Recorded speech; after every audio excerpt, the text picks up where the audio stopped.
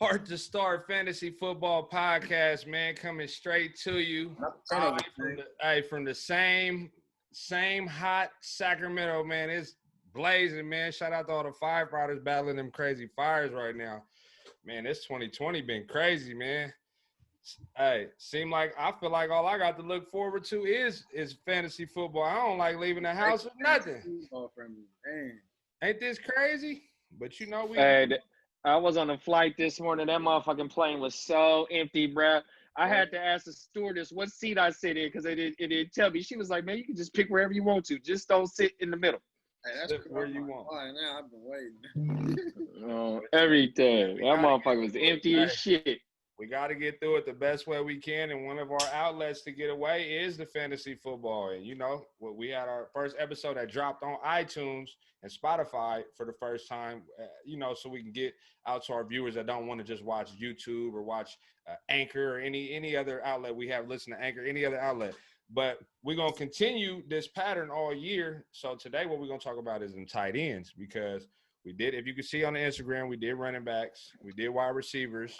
You know, we're going to bring y'all more in-depth analysis on people you should stay away from, people you should target, values, tiers of players. But today, we're focusing on tight ends.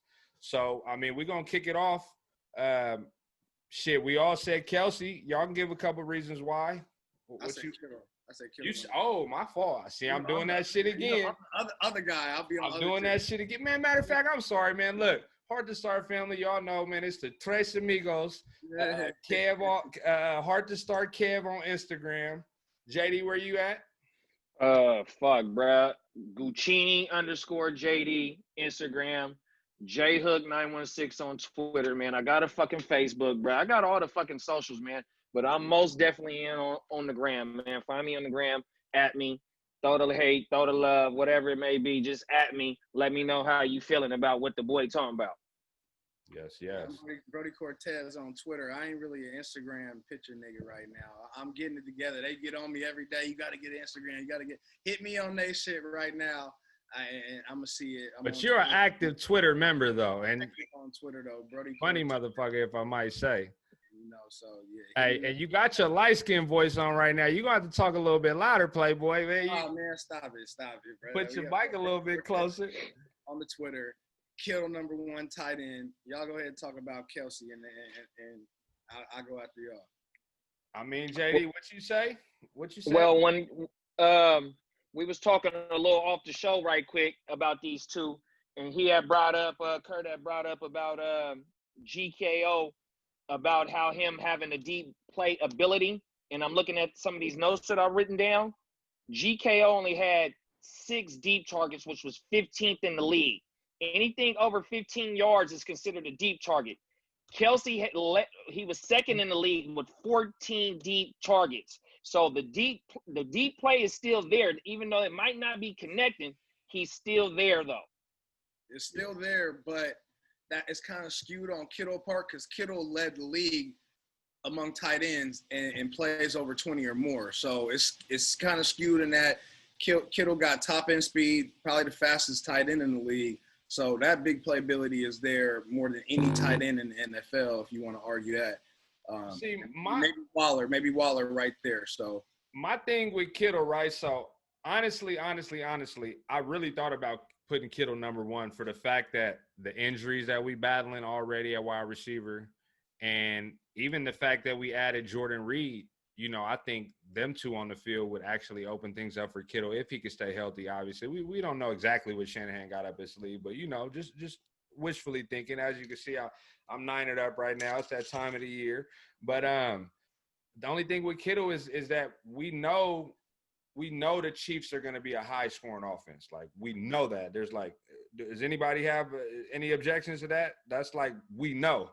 The Niners are going to have a lot of games where they're running that bitch and they won't need him as much. And hopefully we'll be winning those games and won't be throwing that much. You know, you can't predict what's going to happen, but just going on, what we know about the Niners and their game plan, I feel like Kelsey is just for sure we know what he going to do. You know what I mean? Like, even you go back to 2017, 18, like the boy Kelsey is over 1,000 yards. He had 1,300 yards and 10 TDs in 2018. 2017, 1,000 ATDs. Then you fast forward to last year, 97 catches, almost cracked the 100, 1,229 yards, 5 TDs. It's kind of like no matter what you do with Kelce, if he doesn't have as many yards, but he has more touchdowns, or he has a lot of catches, but maybe not the yards, but the touchdowns are still there, he's going to ball out as long as he's on the field. So if I had to take a tight end high, which I don't see myself doing because I'm not that guy, then it would be Kelce, not Kittle. Nah, I agree for sure. Like, Chiefs, number one, who going to argue that the Chiefs is going to be a top offense? But who going to argue that the Niners not going to be a top offense? They scored 30 points a game last year, second in the league, more than the Chiefs. So, and they was right there in yards too. So it ain't no question that the Niners is a high-powered offense also, and they got a great defense, which is going to keep the ball in the hands maybe more than anybody in the league too for that Niners offense. So Kittle right there, he the vocal point. I'd argue that Kelce is not the vocal point. You might go with Tyreek Hill on that team. So without a doubt, Kittle is the number one guy on that offense. So that's why I got Kittle. Yeah. I mean, Kittle is my number 2. So is he your number 2, JD? Yeah, I call him GKO. That's the boy name, man. A lot of motherfuckers that's not in California or don't like the Niners, y'all might not get that reference or whatnot. But, you know, my boy is a WWE future wrestler. He coming for Hulk Hogan and all them other motherfuckers. But, yeah, though, I got GKO at number 2, man. It's my dog. I mean, is there much more to say about him? No, I mean, the boy, 85 receptions, which was 4th in the league, 1,053 yards. That's 3rd in the league. Number 1 in the league on Yak. 11 red zone targets, which was 2nd, or 11 red zone receptions, which was 2nd. But he only got 5 TDs, you know what I mean? The snap share is there, 82%, which is 9th in the league, man. I mean, the target share, he's number 1 in the target share, 28%. So that's letting you know that's Jimmy's due. 28% of the targets is going to GKO. How can you not hit? In a top 5 offense. In a top 5 offense. And look, I'm going to say this, right? So you know how people reach for – I ain't going to say reach, but grabbed him high last year, right? So do y'all remember a point in the year where a lot of people were disappointed in the price they paid and the production he was given? It's crazy to think that last year at some points it was a down year and he had 1,000 yards and 85 catches if you go to his year before that. So with them two, it's a home run. It's just a matter of, you know, how high you willing to pay. And I me personally, I can't. Be around the same. Yeah, I can't. And unless I got that swing around, he there in the 3rd, whatever, you know what I mean? I can do it there, but anywhere else, I can't. I just can't. I'm sorry. Well, shit, who y'all got at 3? You want to start off, JD? Shit, I got Waller, bro. Waller top 3. There go the shock of the night right there, bro. Snap share, 90%, which was 3rd in the league. 117 targets, 3rd in the league. A 23% target share, 4th in the league. I know they didn't brought weapons in, but when they ain't had no weapons and he was their only go-to for DC, bro, that was his guy, bro. 90 receptions, 2nd in the league. 1146, 2nd in the league. His Yaks, 565. Who I just say was number 1? Kittle with only 4 more yards than him. But where he fucked up was he was unlucky on his TDs, bro. Now, I can argue by them bringing in them weapons and having a Josh Jacobs healthy for a full 16 games, that those weapons and Josh Jacobs will make his case more easier. It might not be 90 receptions, but I definitely agree with the yards still being there and the touchdowns going up with Waller. Yeah. You know what's crazy? I mean, I got Waller at 4, so we not far. I got him at 4. I ain't mad. Got him at 4, but I'm not gonna say but. So people's argument for not having him now, and I'm kind of seeing him going to 6th or 7th round, right? And they're saying, oh, they added weapons, or Jacobs is gonna be more, but mainly it's the weapons that they added, right? So from what I gathered from Waller last year was, even if you add the weapons and you lower what you said, he had 1145, 3 TDs, 90 catches. If you lower that to 75 catches and 900 yards, right? I guarantee he has more touchdowns because that means other players are eating, and that means they can't just focus on Waller. So to me, it's like you can't miss, because even if he ends up with 75 catches, 900 yards, 10 TDs, 7-8, he's going to be top 5, and you're getting him in the 6th, 7th, 5th, unless somebody wants to reach for him. So the whole weapon idea, I don't buy that, because a lot of his plays, he only had 3 touchdowns. So if you can remember those games, the motherfucker would catch a pass and get tackled on the 5, 60 yards. You know what I mean? Like, he was getting yards. So my thing is, worst case scenario, he don't get as many yards, he don't get as many catches. But the only way that happens is if other people are eating, and I say his touchdowns go up. Yeah. I say his big plays continue. He was tied with Kittle for most in the league at 20-yard plays for tight end. So that's big. He right there for me. He 4. I got Andrews at 3 though, but Waller for me is 4. You could swap them. Hey, it was crazy because he was a tight end 1. I think I seen it on Fantasy Pros article. They do a bust, boom, and in between, and they talk about percentages of how much times a person didn't finish as a tight end. He was a tight end 1 85% of the time. Yeah. Like, not the tight end, but a tight end 1. The number 1 overall. 85% of the time, he's not busted. You know what I mean? He hitting his projection every week. You can't do that. But, Kurt, who you got at 3? So, I said what I had to say about Waller. Who you got at 3? I got Andrews at 3. Hey, me too, brother. Me too. And I know people are going to be like, oh, the 10 touchdowns and the regression, where I'm not a really regression type dude. Like, I feel like Lamar going to get better. That's his dude. Just like we talking about DC and Waller, that's his dude. Jimmy and Kittle, that's his dude. That's Lamar Jackson, dude. Big playability. It's going to be hard to double team Andrews when you got that factor with Lamar who could run and in the backfield and do all these things. I think that the year continues. The touchdowns, double-digit touchdowns continue for Andrews, or at least 8 to 10. The receptions go up. I think the yards go up. He's Kittle-ish to me. Like, he's a dog out there. He's a hog. He play hard-nosed football. I like Andrews a lot. Yeah, I love him a lot. I got it. Like I said, I got him at 3. Like, 40% target share to tight ends on the Ravens last year. Yeah. Number 1 in the league. There's only one team behind them. And we'll talk about that when it comes prevalent to what I'm going to be pleading my case. But, I mean, come on, man. I know you love Andrews. If you got Waller at 3, JD, you got to have Andrews at 4. Am I wrong?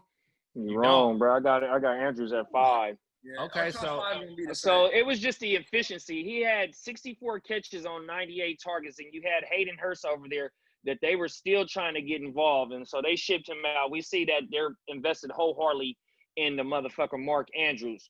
My thing is just that with Lamar Jackson still trying to be a full-time quarterback, and Andrew, I mean, prevalently that it had to have been a wide open shit for him, because the numbers that I'm seeing is not telling me that he was doing what a Kelsey or Kittle does and what Waller was doing. He was just happened to be a lucky motherfucker to me for some reason, bro.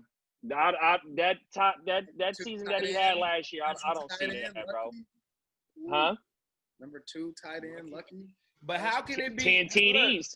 But how can it be lucky when the tight ends are getting 40% of the target share? That's the game plan. That's the game plan. Run.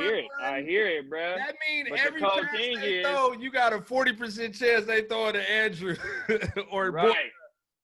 Boyle now, I think it is. Man, I just not feeling it, bro. I'm not feeling it. I'd rather go get Waller. I'd rather go get Waller, who's being drafted later. Yeah. I mean, look, I see you got a point there, and I could definitely agree with that point, because it's like, if you that chance that he does regress and you paid a higher price, the points aren't going to be too different between them. So yeah, you want to go with the value, but everybody might be thinking that way. And the wide receiver pool or the running backs that are left might be deep enough to where, well, shit, I'm here in the 4th round. It's like 4 wide receivers I like. I feel like one of them going to be there. Fuck it, I'm going to grab Andrews in the 4th. You know what I mean? Maybe you'll do that. Maybe you'll grab Waller over Andrews. So you grabbing Waller over Andrews if you in the 5th and they both there? Nah, that's kind of it depends on what my team looking like. But if it's a choice out of both of them, yeah, I'm going Waller off top. Okay. I mean, that's respectable. He's ranked higher for you, so. That's my rank, yeah. So I go. But my fourth is Zach Ertz. Okay. 90 snap share was 90%, which was fourth in the league. Targets 134, which was second in the league. Deep targets 6 was 15th in the league. Target share, there we go right there. 23% target share. Even though they ain't had no weapons going towards the end of the season, he was one of their main dudes. You said it's how much? You said how much? His Zach Ertz's target share was 23%, which was fourth in the league at his position. Got you. 88 receptions on 134 targets, 916 yards, 9 red zone receptions, and 6 TDs, bro. That's my fourth ranked tight end. All them stats is dope, but he behind Andrews in all of them stats you just named. And I'm getting him later, and he can have a bigger year. You're not getting him later. You're not getting him later.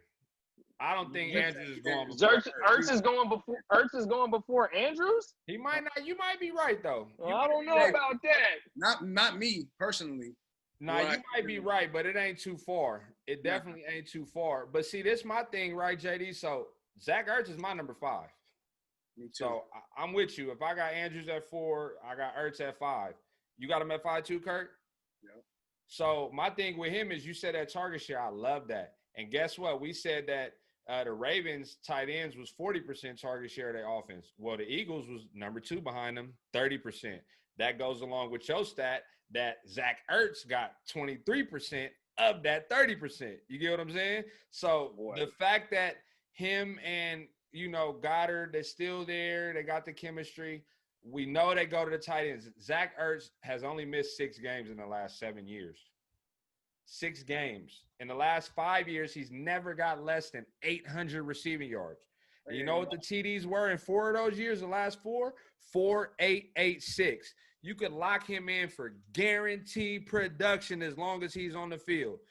Zach Ertz all day. And see, with the Wallers and the Ertz and the Kelseys, like these are tight ends that could have an advantage for you over half the league unless you're playing those guys we named. You know what I mean? So there is an advantage getting them. I just don't recommend grabbing them in the second round and shit like that, bro, me personally.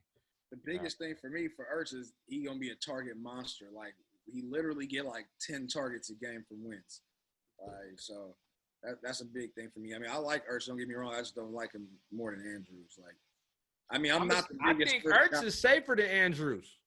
No, I take that back. I'm sorry. I think Andrews is safer than Ertz, especially with Hayden Hurst being gone and the fact that that's their offense. You know what I mean? That's their offense. I think Goddard and Ertz kind of sometimes might cancel each other. They take from each other. I really wanted Goddard in my top 10, but I was like, I don't know if they're going to finish top 10 again. Yeah. That's going to be kind of tough. Yeah. So what number are we at? 5? Yeah, 5. Oh, yeah, that was y'all 5. That was my 4. So we can go to 6, I guess. Man, can I shock y'all? I'm going to shock y'all too, I think. I got Hayden Hurst. I mean, somebody got to take up for them 97 targets. Man, up jumps the boogie to the 97 and 88 the year before that. Yeah. And my notes, what I got written is, all I need to say is that the last 2 years, the Falcons tight ends have caught 71 and 75 balls. And when Cooper caught 75 balls last year, he only played 13 games. So he could have had 80, 85. You know what I mean? Literally. A lot more than that. You know what I mean? Next to Hurst is Hooper stats. Because Hurst is better than me than Hooper. So I think so too. Right there. So athletically, I got him at 10, but I could eat. Actually, I got him at 9, but he could go higher. He could be higher. He's my number 6, bro. Yeah. That's my 6. That motherfucker was 79th in snap share, 40th in target, or 36th in targets. He was 4th. He had 4 deep targets, which is 25th. 9.4 target share, which was 43rd. TDs only 2, which is 33rd in the league. His yak was only 146 yards, which was 28. But he was playing with Andrews. Reception yard, huh? He was playing with Andrews, though. That's kind of don't matter. I'm I'm y'all looking was at just it. saying it was easy for Andrews to eat. Why wasn't it easy for whatchamacallit to eat? He's the only Hayden one. Hurst. He's gonna be the only one there, though. I'm not looking at Hayden. I'm literally plugging Hayden Hurst into Austin Hooper's role and targets. No, I feel that, but he just said why something. I'm just reading the stats. He had. You said he had what's the boy we was just talking about, Mark Andrews, but we was just talking about another 12 personnel where they putting 2 tight ends.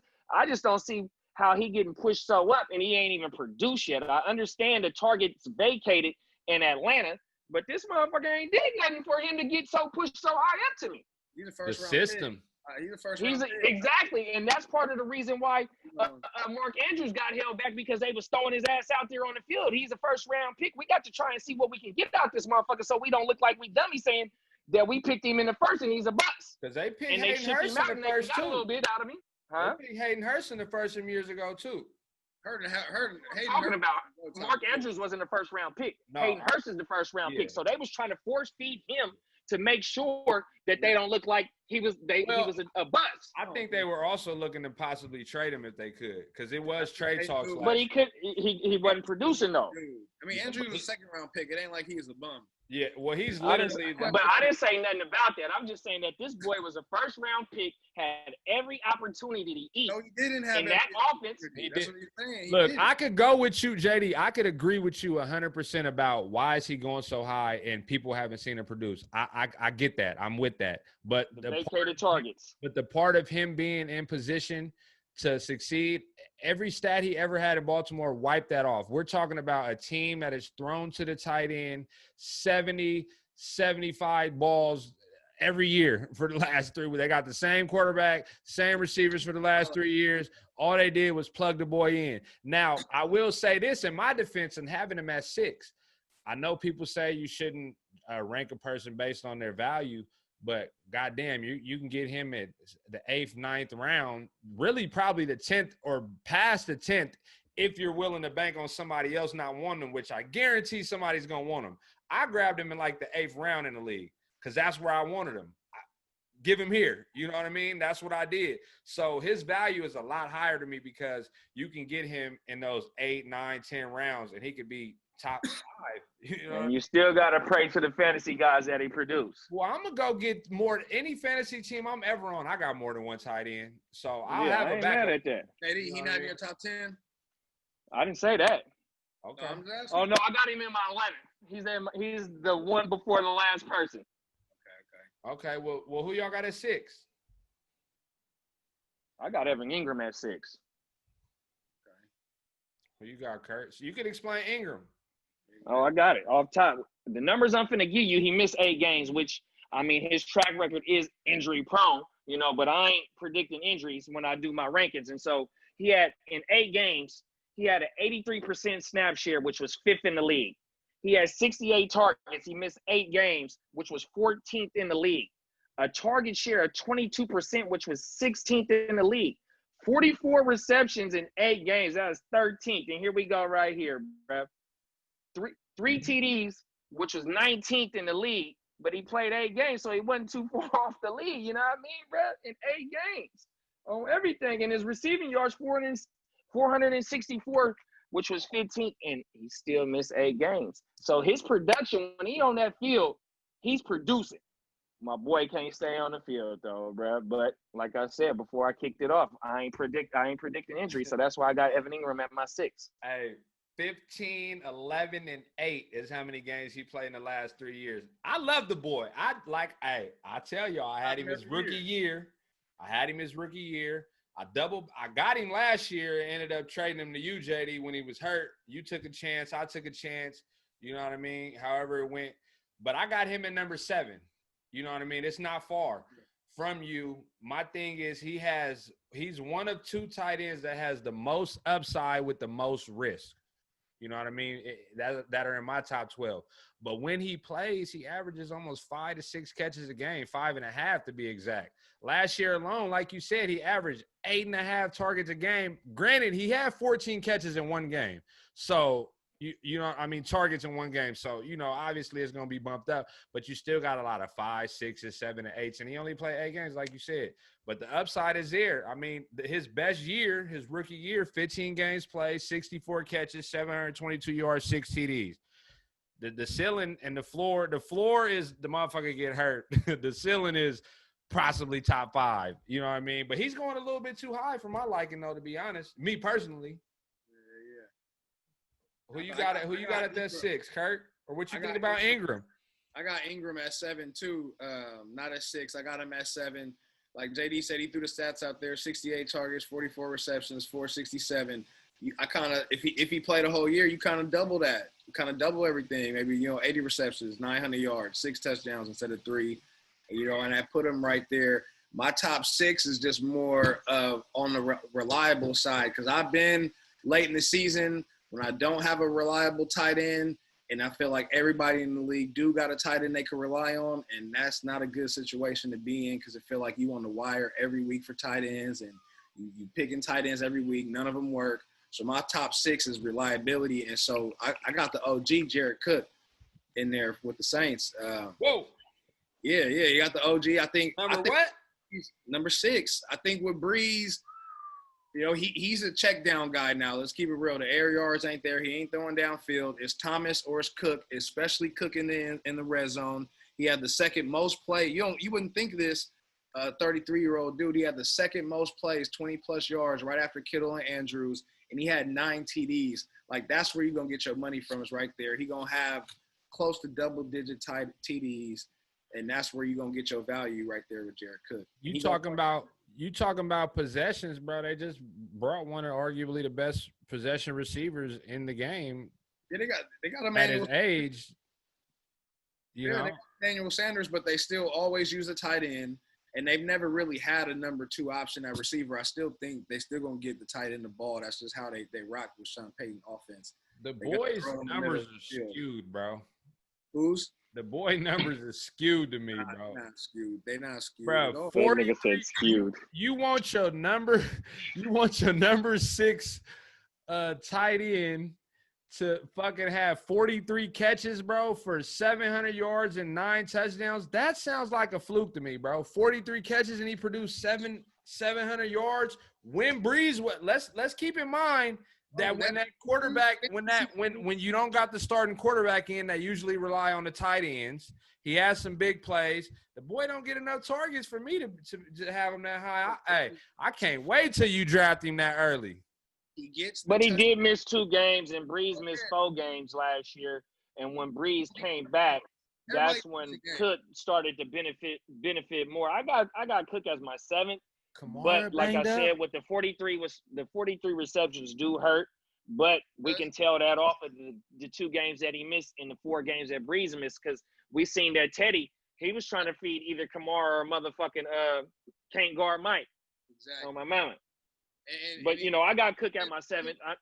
Cook averaging 10, 11 fantasy points a game. That's right there. That's what you want. It's only going to be a handful of guys better than that. So you can't be wrong with Cook. What round you willing? Because I feel like he going late unless he is going late. I've seen some shit where, 9, 10 round. And that's a value, though. Reliability.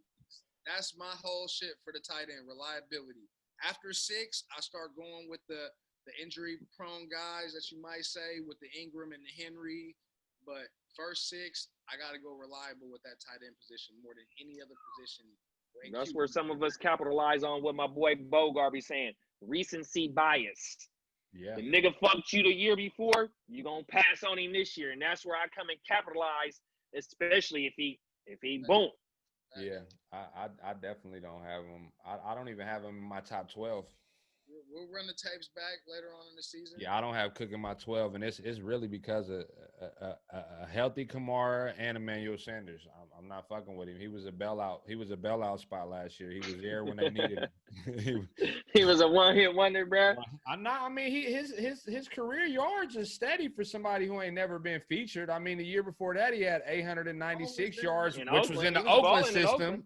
The Oakland system. You know what I mean? 688 before. But, again, those are teams that you know, Oakland is they force him to the tight end because they're fucking trash. They don't have, you know what I mean? They don't have no luck at receiver. We'll see this year, but I mean, hey, to each his own, man. Like you said you got him at six, and Evan Ingram at 7. Yeah. So JD, you said your 7 already, right? Yeah, it was Cook. Okay, so who y'all got at 8? We at 8. My 8th is Henry. fucking Tyler Higbee. Ooh, JD, we on the same page, baby. I got And Tyler this was Higbee. hard, bro. I got Tyler Higbee right there, bro. I didn't want to do it until I really started dipping into the numbers and then my rankings after him. But what fucked me up is the red zone receptions he had 14, which was first in the league. He only had 3 TDs, but TDs are so unpredictable. You know, shit go left, shit go right. If that motherfucker would have had even 2 more TDs and GKO only had 5, if he would have had 3 to 4 more TDs, it would have pushed him up even higher, bro. I'm not a believer just because of the shit with Gerald Everett and how they switch their whole offense around, shit kind of up there. But if I get to reading these numbers off to you, this motherfucker had a 66% snap share, which was 27th in the league, which when Gerald Everett was playing, he wasn't getting the ball. But when he went down, you know, it was time to eat. The motherfucker had 89 targets, which was 7th in the league. The motherfucker had 15.9 target share, which was 12th in the league, bruh. 69 receptions. Where the fuck did this shit come from? 734 yards, which is 7th in the league. And then he had 368 yak yards, which was 4th. I'm a Niner fan. Fuck the Rams. There it is. I'm going to state my case about every other NFC team. Man, fuck them. But Higbee is a sleeper. He might not be a sleeper because these numbers is out there, whatnot. And I'm a believer now, bro. Man, look, I'm going to say this, bro. Higbee, for me, it's like you say Everett, right? Everett was out. He started being used more, right? So then I look at how last year he was number 9. And at the beginning of the year, he wasn't even playing like that. He was playing, getting targets, but like you said, 60% as far as tight ends on the field. So he ended the year with 4 straight 100-plus yard games. The 5th game, he had 84 yards in a TD. So even though his role expanded late, he still averaged 10.5 yards per catch for the whole year. Now, maybe they found something and he's a little better than they thought. I mean, is it fair to say that he might just be good? You're not going to spend a high draft pick on him. You're going to be able to get him in a spot where you're kind of comfortable and picking a lot of tight ends in a different range. But the capability to have him, I think he's a great player to go grab, and you'll still be able to get another tight end that you might feel good about and just have both of them and rock out like that. He got big playability, man. Come on, 700 yards on 69 catches, and you only playing towards the end of the – come on, man. Lock me in for Higbee, baby. You want the dude with 1 touchdown but not 9. Got it. Who got 1 touchdown? Higbee. It's about. I didn't say I didn't want Andrews, bro. Yeah, that's what I didn't say. I said Andrews is going too high. Cook had I say Cook was their bailout. He was their Mr. Sturdy. You know what I mean? And he finished number 6.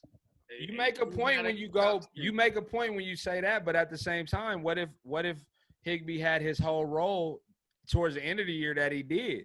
I think it happened because of injuries, and it was just a weird season. And they found something. Opportunity trumps everything, right? They don't even use the tight end like that. I'm going back to the year before. They got everybody healthy now. They're going to run the ball with Cam Akers. He's for sure not getting no touchdowns. Kupp getting the touchdowns. Akers getting the touchdowns. Woods. I'm not even thinking about Higbee in my top 8 because it ain't enough touchdowns there. You just hoping he gets some late garbage time yards or they ain't shootout. And their defense going to be better this year. They're going to run the ball. I'm not messing with Higbee, bro. I mean, you ain't got to pay no price for him, though. High of a risk. That's way too high. I'd rather grab Higbee with a struggling Rams than grab Cook on a team we know is probably going to be competing and possibly trying to get into a Super Bowl. again, a top 5 offense. I don't care how many weapons they got. They scoring 30 points a game. Give me some guys on that team. For sure. You want some shares of that shit, huh, bro? I can't even argue that part, but that's where I got Higbee, man. Big playability and, recency bias. I'm biased, man. I want to see it happen. Shout out to the GMM network, bro. My nigga Bogart, man. Who you got at 8 then, Recency Kurt? bias. My 8 is Henry for the Chargers. I think that's going to be a safety net for Tyrod this year. He finally got his feet under him last year with 12 games. I think he come back strong. He got the games under his belt after the ACL surgery, and he still put up top 7 numbers: 76 targets, 55 receptions, 650 receiving, and 5 touchdowns. I think all the numbers go up. Like he's like a true top 5 talent if he's healthy. Same thing with Ingram. So right outside the top 6, got the 2 guys with some of the most upside if they stay healthy. So I got Henry at 8. I got him at 9. I got him at 12. I got Henry at 9. I mean, he's another high-risk, high-reward player, but at the same time, maybe his injuries were flukes. You know what I mean? He did play, in only 12 games last year. He missed the 1 year. 12 games is good for him. 12 games is good to come back from an injury. 55 catches, 652 yards, 5 TDs, and only 12 games. Like you said, the talent is there with Hunter Henry. He's one of those guys that we know who he is. We know what he can be.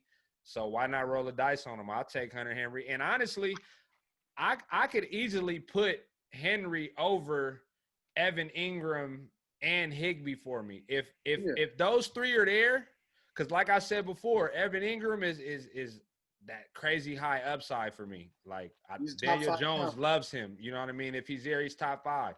But with Higbee and Hunter Henry, if they were both there, I'm taking Hunter Henry. I'm taking Hunter Henry over Higbee. But it's about where I'm going to get him in those late round values for me. You know what I mean? Because that's the type of dude I am when I draft tight ends. So they are definitely interchangeable. But, I mean, Henry finished 8th overall last year with 12 games. So, Higbee, that's saying a lot. Higbee not even in the game plan like that, finish, higher than that. It's like, roll the dice. Pick the one you like the most. Yeah, my thing is just Tyrod over there. Tyrod ain't Phillip Rivers. Phillip Rivers force feeds his tight ends. Oh, you know what? I'm glad you said that, right?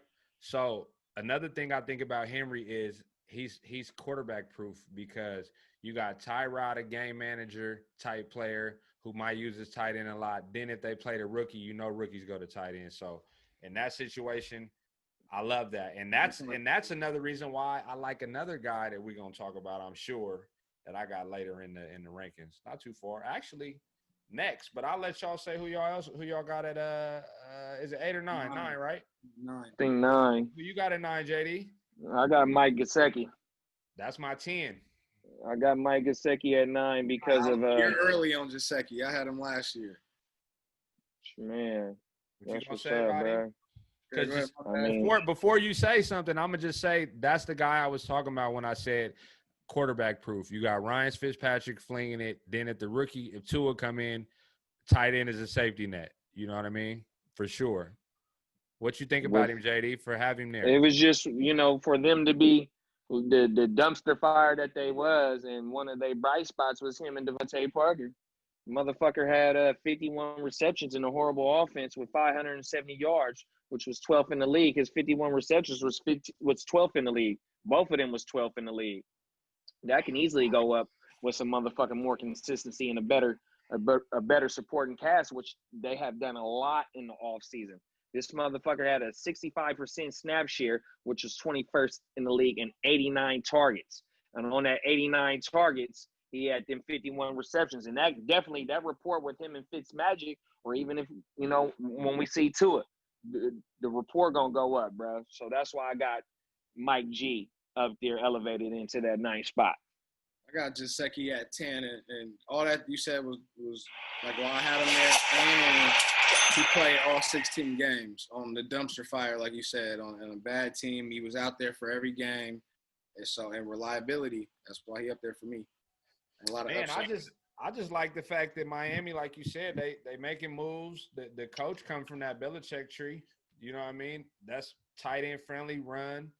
I like Gesicki, very athletic. You know what I mean? Could work on his blocking, but he's in a prime spot. Like he had 51 catches on 89 targets. That tells me the quarterback wasn't that. You know what I mean? The quarterback wasn't that accurate. You know, it could have easily been up there a little higher. So if they take a step forward, I could definitely see him get 65 catches, 705 or 6 TDs. Log him in. You know what I mean? Yeah, he number 10. So we kind of all there with our top 10 though. You know what I mean? Yeah. Now, I don't know if that means my nine was Hurts though. Yeah. Well, I don't. Okay, you got Hurts at 9. I don't think Gesicki is in a lot of people's top 10. So we might be on to something.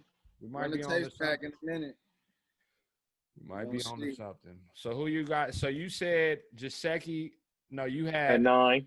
You had what's the name? Hurst at 10, Kurt, right? 9, 10. My 8, 9, 10 was Henry, Hurst, Gesicki. And your 10, JD, your 9 was Gesicki, right, JD? Yeah. So who you got at 10? Who, me? Yeah. Fucking Austin Hooper. Yes, sir. That motherfucker ain't. That's good. That's a great fade for y'all. I love that because I think in Cleveland that he's going to have the same opportunity to produce with them same type of outside weapons, and that Cleveland offense takes a way bigger step. More control friendly. Ain't no freelancing. We ain't got no Freddie Bitchens in there, Kitchens, talking that bullshit about all that. No, bro.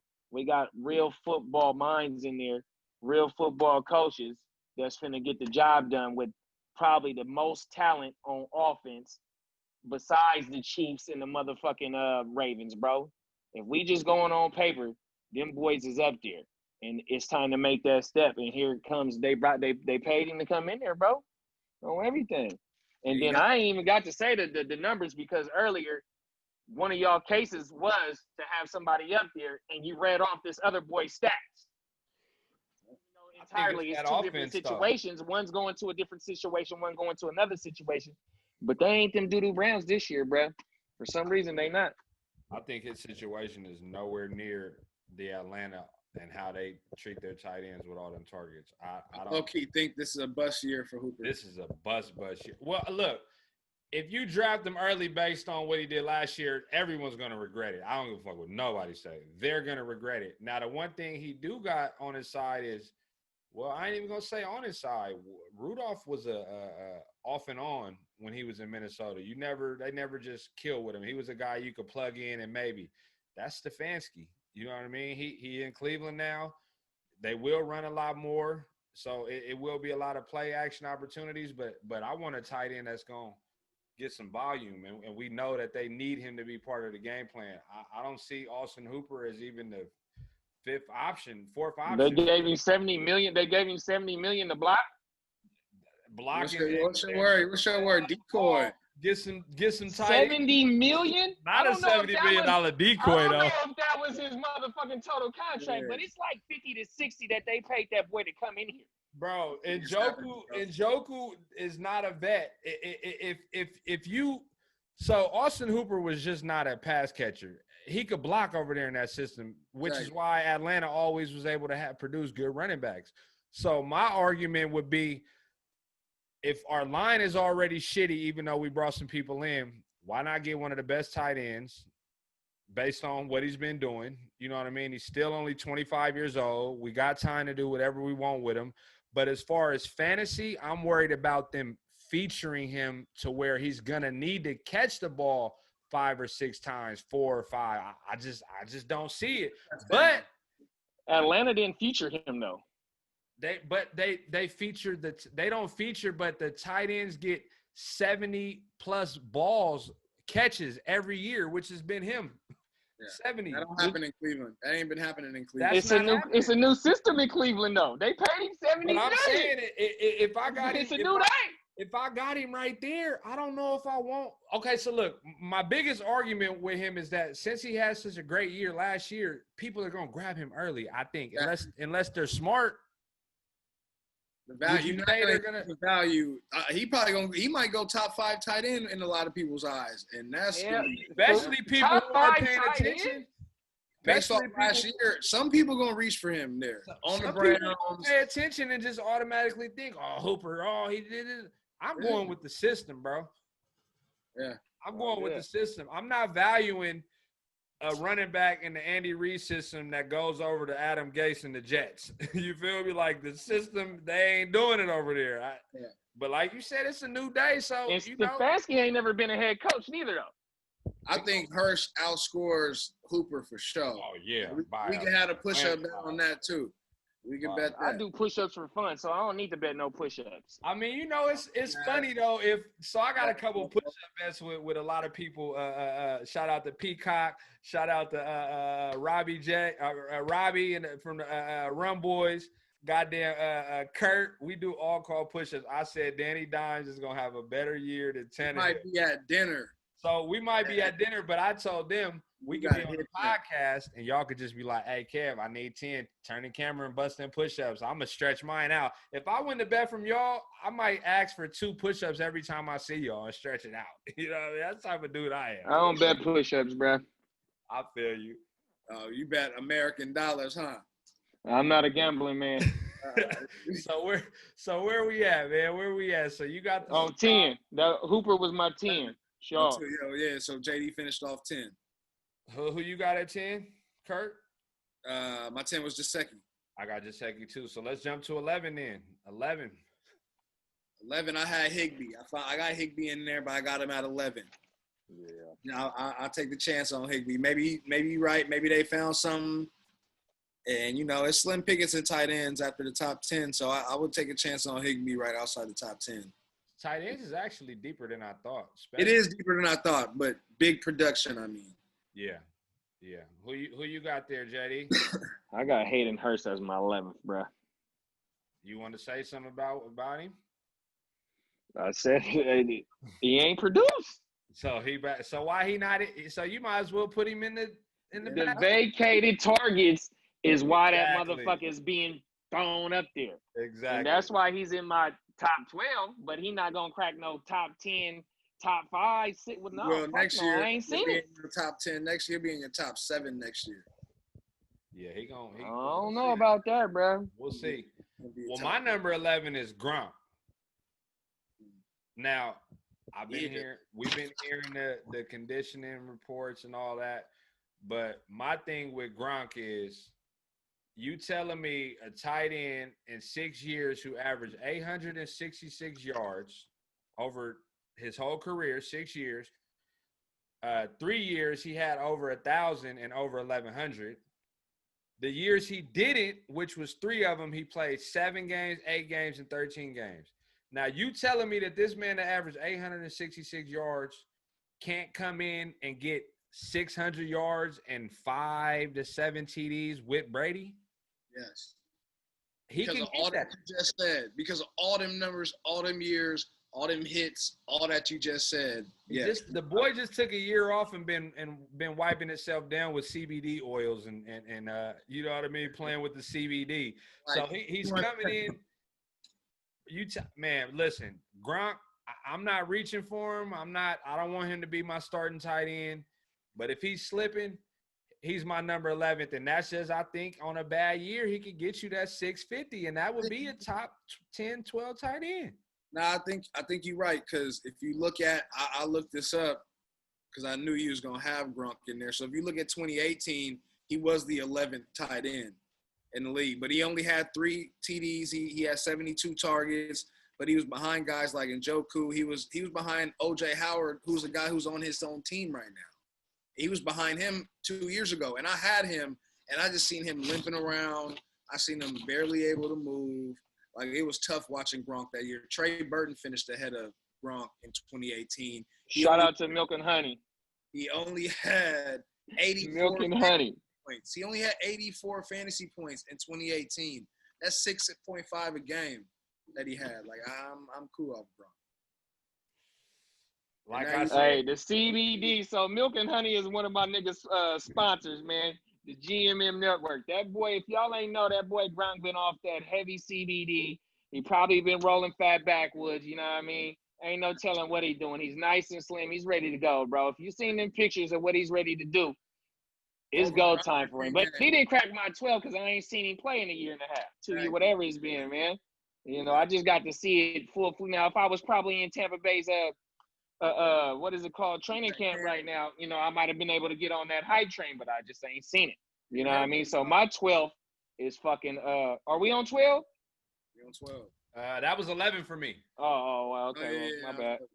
Who y'all got at 11 then? Mine was I had Higbee. I said mine. Yeah, and I had Hurst at 11. Okay, so we had 12 then. I'm gonna just start mine. I think this is a guy. I don't want to just say y'all don't got him, but I don't think a lot of people have this guy in their top 12, and that's Goddard. I got Goddard there. No, I ain't got that nigga. I ain't got boy in there. If you want to talk about safe, with Jared Cook, let's talk about Goddard. 15 games last year, 58 catches, 607 yards, 5 TDs. This is with 1,000-yard tight end on the other end. We know they were the second in the league for tight end target share. We know Ertz is getting a lot of it, but they run 2 tight ends. They got it. They added Rieger on their wide receiver, but he is a rookie. You know what I mean? Deshaun Jackson, whatever. We'll see. He's boomer, but, he could stretch the field. That's about it. We do got the Miles Sanders injury. So, but whether Miles Sanders is playing or not, we know they're running 2 tight ends. You know what I mean? And if you tell me that my tight end could give me 8 to 12 points and I can get him in the 10th, 11th, probably the 12th, probably the 16, 17 round, like the end of the rounds, unless an Ertz owner just wants to have him, I'll take that. And I experienced it last year, and the man is solid, bro. He's solid. Like, I fuck with Goddard all day, every day. Like, that's safe. He averaged 3.8 catches a game. That's enough. You know what I mean? He's going to get the yards. I'll take that. Do I think he's going to finish top 10, top 15? No, but, we at 12. That ain't too far. You know what I mean? And people grab 2 wide receivers on the same team. So why we can't grab a 2 tight ends that we know their system runs with 2 tight ends and they target both of them? So I'm going with Goddard. My number 12, Noah Fant. I think Noah Fant he had a good, solid rookie year. He played all 16. He was number 2 tight ends and yards per catch. 66 targets, 40 receptions, 562. And, and they went through the quarterback change and stuff like that. And I think Drew Lock gonna really lock in on the tight end this year. 2nd-year guy, pretty much almost a rookie, half a year under his belt. I think he's gonna lock in a Drew Lock. He got, the snap share there. JD probably give you them numbers if you got Fant. But I really like Fant. He's a top 10, definitely top 10 talent, with the speed and the size that he got. So I like Fant a lot. My 12 was Hunter Henry. Okay. Everything. But my sleeper is Irv Smith, though. Irv Smith, man. I could drop some numbers on him, bro, right quick. Because we at the sleepers right now. Everything. You got Irv starting in the league. No, I ain't got him starting. I got him on my bench. But, yeah, though, I do got him. That was part of the reason why he was my sleeper. But he, as a rookie, he had a 61% snap share, which was 34th, bro. He had 47 targets, which wasn't a lot. It was 30th in the league. But what really gets to stand out to me was his red zone receptions, which was 7, was 11th in the league. So Kirk Cousins was definitely looking for that young boy down there. And then he had 36 of those 47 of those targets ended up being 36 receptions. So that's only 11 passes somehow, some way that didn't turn into receptions in a limited sample size that boy was being on the field. Now here we are in our 2nd year going into or already in training camp, and we building that rapport. Here come his breakout season.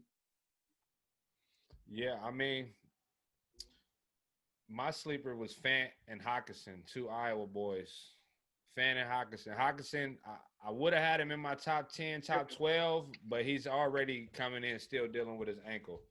You know what I mean? So I'm not trusting that. But if he's somebody you can grab late, the pace he was on last year would have been crazy, if he wouldn't have got hurt. Fant, like you said, I love Fant. 562 yards, 3 TDs, 40 catches. it's an offense that, you know, they added receivers, and to me, the more weapons, the merrier. You know what I mean? He's probably going to be the fourth or fifth option, but with his talent, they drafted him in the first round. He could easily be put in a position where he's going to be third option in the air. I mean, you got Melvin Gordon still catching passes. You got Judy and Sutton.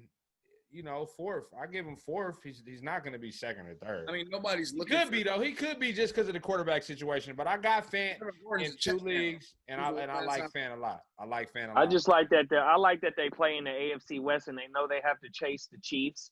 And so, what showed us in this offseason when they went Hamler and Judy in the first 2 rounds, you bring in a motherfucking Melvin Gordon. You try to solidify your offensive line. What you're telling me is that you have the Super Bowl winning team in your division that's putting up 30-plus points per game. You're not going to slow them. I mean, you could try to slow them down, but you're going to have to outscore them. And somebody's going to be the beneficiary of, you know, of trying to play keep up. Whether who it be or, you know, whether it be all of them, you know, we don't know. But I'm fucking with that. Facts. My sleeper, a dude from the crib, Devin Asiasi. Over there with the Pats. He same high school as Hooper. They knocking tight ends out of there. So he's a solid tight end. I seen him play as a kid. Like he gonna do some things over there in New England. What's his name? Watch out. Devin Asiasi. Wow. He's like ASAISI, UCLA kid. He over there in New England. I think he's a sleeper. He's a guy to keep an eye on. And Jonnu Smith over in Tennessee. Weeks 8 through 16 when Delaney Walker was down and Walker and Smith was kind of the guy. He had an uptick in targets. He had touchdowns. He total as the whole season, he had 35 receptions, 439, 7 touchdowns, third in yards per catch, got big play capability. And that was like the last half of the season kind of with them stats. So he my sleeper. When Tannehill came in. Yep.